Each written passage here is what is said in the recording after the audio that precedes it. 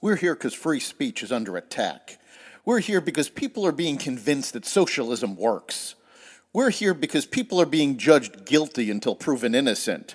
We are fighting back with facts. This is not a safe zone, so buckle up, Buttercup. This is the raw, naked truth.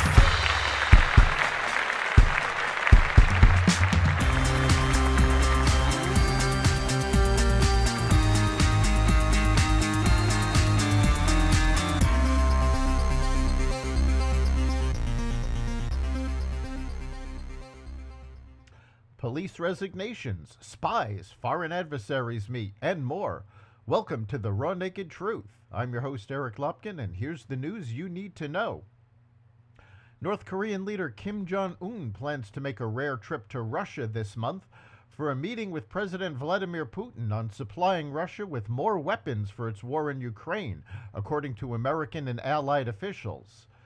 Kim is expected to take an armored train to Vladivostok on Russia's east coast for the Eastern Economic Forum, scheduled for September 10th to 13th. Kim also might travel to Moscow. Putin wants North Korean artillery shells and anti-tank missiles. In return, Kim is expected to ask for advanced Russian technology for satellites and nuclear-powered submarines. Kim also needs food aid for his isolated communist country, beset by periodic waves of starvation. Ukrainian Defense Minister Alexei Reznikov resigned on Monday shortly after President Volodymyr Zelensky announced plans to replace him with Rustem Umerov, head of the state's property fund of Ukraine and an ethnic Tatar from Crimea. Reznikov had served in the post since November 2021. As defense chief, he oversaw billions in military aid, including weapons supplied by Ukraine's allies. Zelensky didn't accuse Reznikov of wrongdoing, but said the ministry needs new approaches and other formats of interaction with both the military and society as a whole. Reznikov emphasized that he wasn't stepping down over any corruption scandals. The ministry faced a backlash earlier this year for allegedly paying inflated prices for provisions meant for Ukrainian soldiers. Chinese nationals have accessed sensitive U.S. sites, including military bases, dozens of times in recent years, the Wall Street Journal reported Monday, citing U.S. officials. Some of the intruders, whom officials refer to as gatecrashers, posed as tourists. The incidents have involved people who crossed onto a missile range in New Mexico and scuba divers swimming near a rocket launch site in Florida, according to the Journal.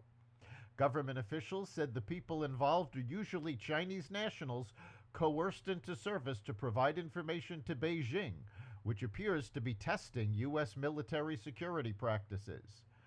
China's embassy in Washington called the U.S. interpretation of the incidents purely ill-intentioned fabrications.